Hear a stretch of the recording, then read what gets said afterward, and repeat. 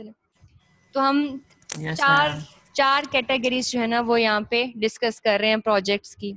Information system, embedded system, objective based and product based. Information system होते हैं ऐसे हमारे पास सॉफ्टवेयर्स, हम ये सॉफ्टवेयर की टर्म्स में चार कैटेगरीज हैं। ऐसे सॉफ्टवेयर्स इंफॉर्मेशन, एक तो इसके नाम से ही लग रहा है कि ये कोई इंफॉर्मेशन देता है।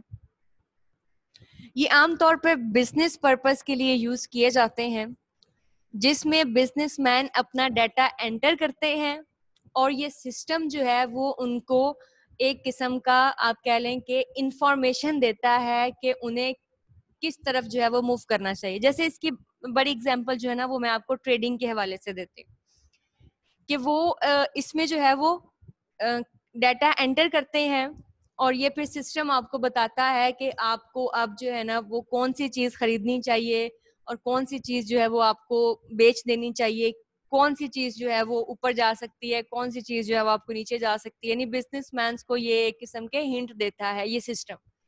इसे इंफॉर्मेशन सिस्टम कहते हैं।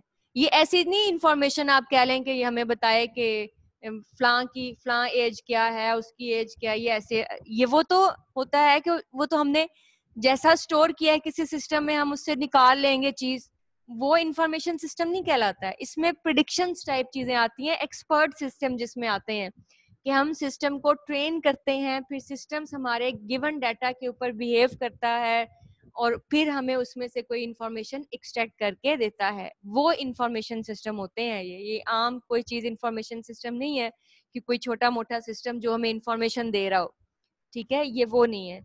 ये एक प्रॉपर सिस्टम्स हैं जिनके अंदर हम डाटा डाल के पहले उन्हें ट्रेन करते हैं, फिर उस डाटा के ऊपर वो हमें जो है वो बताते हैं नेक्स्ट हमारे क्वेश्चंस के या आंसर्स या प्रिडिक्शंस देते हैं उस डाटा के ऊपर। ठीक है, कि नेक्स्ट अगर ये बताएगा कि फलान चीज जो डॉलर ऊपर जाएगा या नीचे आएगा, ठीक है, ये डाटा इकट्ठा करते हैं मुख्तलिफ वेबसाइट्स के ऊपर और उसके हवाले से फिर प्रिडिक्शंस देते हैं। ये होते हैं इंफॉर्मेशन सिस्टम और ये डिफिकल्ट होते हैं इनको बनाना काफी ज्यादा, क्योंकि इसके लिए इंटेलिजेंस काम करती है। फिर एम्बेडेड सिस्टम्स। एम्बेडेड सिस्टम्स आपको पता है एम्बेड से आया है। एम्बेड होता है किसी दूसरी चीज के अंदर डाल देना। जैसे हमारे पास आप एम्बेडेड सिस्टम्स की एग्जांपल लें, जैसे आप एक सॉफ्टवेयर बनाते हैं ना और आप उसे किसी दूसरी चीज के साथ एम्बेड कर देते हैं, ठीक है, जो जिसके अंदर आप सॉफ्टवेयर देखें ना, सॉफ्टवेयर के लिए तो आपको कंप्यूटर जो है वो आना चाहिए, ठीक है, कंप्यूटर होना चाहिए सॉफ्टवेयर के चलने के लिए। कंप्यूटर होना चाहिए, हार्ड होनी चाहिए, रैम होनी चाहिए, तब सॉफ्टवेयर चलेगा, ठीक है। उसके अलावा तो सॉफ्टवेयर नहीं ना चलते जहाँ पे कंप्यूटर नहीं है, ठीक है, जहाँ पे अगर कंप्यूटर है ही नहीं वो वहां पे तो सॉफ्टवेयर नहीं चलता। और तो एम्बेडेड सिस्टम्स हम बनाते हैं, ये होते तो सॉफ्टवेयर ही हैं लेकिन ये दूसरी डिवाइसेस के साथ मिलके काम करते हैं, ऐसी डिवाइसेस के साथ जिनके अपने सीपीयूज नहीं होते।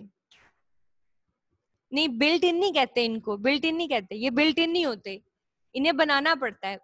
जैसे आप देखिए ना, ओवन है, ओवन के अंदर कोई जो है ना रैम नहीं होगी, कोई हार्ड डिस्क नहीं होगी, कोई उसका एक प्रोसेसर होगा छोटा सा, ठीक है, वो भी उस ओवन के हवाले से बनाया होगा, ठीक है। अब उसमें हम टाइमर्स लगाते हैं, उसमें ये वो इतने टाइम बाद उसमें देखिए हुई तो प्रोग्रामिंग ही हुई है ना कि इतने टाइम बाद जो है वो बंद हो जाएगा, ठीक है, इतना टाइमर लगाया, उसमें कोई हमने वो एम्बेड कर दिया अंदर, प्रोग्राम बना के किसी दूसरी डिवाइस के अंदर एम्बेड कर दिया, ऐसी डिवाइस के अंदर जो कि एक कंप्यूटर नहीं है, ठीक है।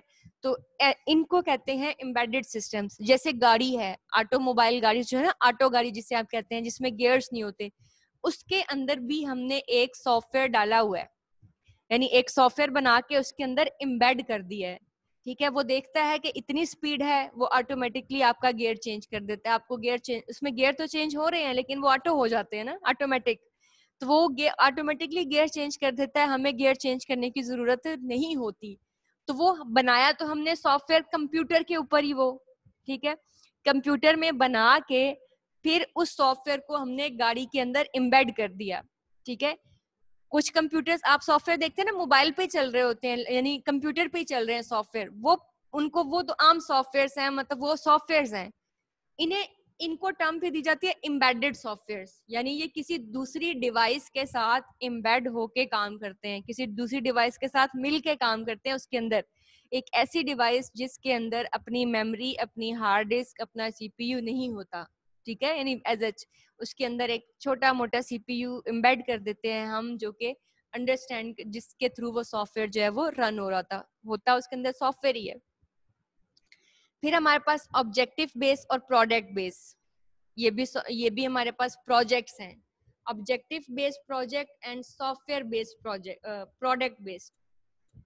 देखें, कुछ प्रोडक्ट के एंड पे ना, कुछ सॉफ्टवेयर के एंड पे, जब हम सॉफ्टवेयर पे काम कर रहे होते हैं ना कंप्यूटर में, सॉफ्टवेयर कुछ के एंड पे ना हमारी एक मिलती है प्रोडक्ट, बनती है प्रोडक्ट बन गई हमारी, जो हम मार्केट में लॉन्च कर सकते हैं। जैसे विंडोज आप देखें ना, विंडो बनाई एक प्रोडक्ट है, एक बनी हुई चीज है, ठीक है, जो मार्केट में आती है, लॉन्च होती है, लोग इसे खरीदते हैं, ये तो आपकी प्रोडक्ट है। आपने स्कूल के लिए एक सॉफ्टवेयर बनाया, वो आपकी प्रोडक्ट है, प्रोडक्ट, ठीक है, वो आपकी बकायदा आप उसे डिलीवर कर रहे हैं। एक होता है आपका ऑब्जेक्टिव बेस, जैसे आप में से कुछ लोग अब रिसर्च प्रोजेक्ट भी ले सकते हैं, रिसर्च प्रोजेक्ट, ठीक है, यानी सॉफ्टवेयर में भी रिसर्च प्रोजेक्ट्स भी होते हैं, जिसके एंड पे आपका कोई सॉफ्टवेयर इस तरह से नहीं बनता कि वो वर्किंग कर रहा हो, उसके एंड पे आपका कोई ऑब्जेक्टिव निकलता है, ठीक है, ऑब्जेक्टिव। जैसे फॉर एग्जांपल आप ये देखते हैं कि आप किसी दूसरे सॉफ्टवेयर का ना कंपैरिजन कर रहे हैं किसी दूसरे सॉफ्टवेयर के साथ, यानी आप 5-6 सॉफ्टवेयर को आपस में कंपेयर कर रहे हैं कि उसकी वर्किंग क्या है। देखिए, एट द एंड ये काम तो आप सॉफ्टवेयर, आपको ये प्रोजेक्ट मिला हुआ है, आप इस पे कर रहे हैं, आपका इसका ऑब्जेक्टिव भी है कि आपने एंड पे जो है ना वो बताना है कि कौन सा सबसे बेस्ट है और कौन सा, किसमें क्या खूबियां हैं, किसमें क्या खामियां हैं, ठीक है, एडवांटेज डिसएडवांटेज बताने हैं और एट द एंड रिजल्ट देना है। लेकिन आपने इसमें कोई प्रोग्राम नहीं किया, आप इसी तरह से इसकी रिक्वायरमेंट भी इकट्ठी की, आपने इसका थोड़ा सा वे डिफरेंट हो जाता है, आपने सारी चीजें इसमें इकट्ठी की, आपने स्टडी भी किया चीजों को, स्टडी करने के बाद एट द एंड आपने रिजल्ट निकाला, ठीक है, वो आपका जो प्रोजेक्ट है वो आपका ऑब्जेक्टिव बेस्ड प्रोजेक्ट निकला, ठीक है, उसके एंड पे आपका कोई सॉफ्टवेयर नहीं आया, बल्कि उसके एंड पे क्या आया, आपकी एक ऑब्जेक्टिव आया, ठीक है, कि फलां चीज अच्छी है ज्यादा, ठीक है, फलां सॉफ्टवेयर ज्यादा अच्छा है, ठीक है, आप एंड्रॉइड के डिफरेंट वर्जन जो हैं उनका आप कंपेरिजन करते हैं, ये आपको एक प्रोजेक्ट मिलता है कि ये काम करे, वो आपका ऑब्जेक्टिव बेस्ड प्रोजेक्ट हुआ। प्रोडक्ट बेस, जिसका एंड पे कोई प्रोग्राम बने, सॉफ्टवेयर बने, ठीक है, वो आपका क्या आ जाता है, प्रोडक्ट बेस आ जाता है। जैसे कुछ लोग रिसर्च प्रोजेक्ट करते हैं ना, रिसर्च प्रोजेक्ट जिसमें वो रिसर्च कर रहे होते हैं कि कौन सा एल्गोरिदम जो है वो ज्यादा अच्छा काम करता है, ठीक है, कौन से एल्गोरिदम जो है वो कितना टाइम लेता है, कितनी स्पेस लेता है, वो होते तो उनके प्रोजेक्ट हैं, लेकिन वो प्रोजेक्ट ऑब्जेक्टिव बेस होते हैं। कुछ क्या करते हैं, कुछ कहते हैं मैं जो जी एडमिशन सिस्टम बना रहा हूँ, वो भी है तो उनका प्रोजेक्ट, लेकिन एंड पे उनका सिस्टम बन जाता है, वो प्रोडक्ट बेस्ड जो है वो प्रोजेक्ट्स होते हैं। ये प्रोडक्ट बेस्ड के एंड पे कुछ बनेगा, ठीक है, एंड पे कुछ वर्किंग करता हुआ मॉड्यूल, जब भी वर्किंग करता हुआ मॉड्यूल आपके पास आएगा, वर्किंग करती हुई कोई चीज आपके पास आएगी, तो हम उसे कहेंगे प्रोडक्ट बेस्ड। जब भी कोई एनालिसिस हमारे पास आएगा, कोई मतलब वर्किंग करती हुई चीज नहीं है, हम कहेंगे ये हमारा जो प्रोजेक्ट है ये क्या है, ऑब्जेक्टिव बेस है, ठीक है। तो ये हमारे पास जो है वो डिफरेंट कैटेगरीज हैं हमारे पास।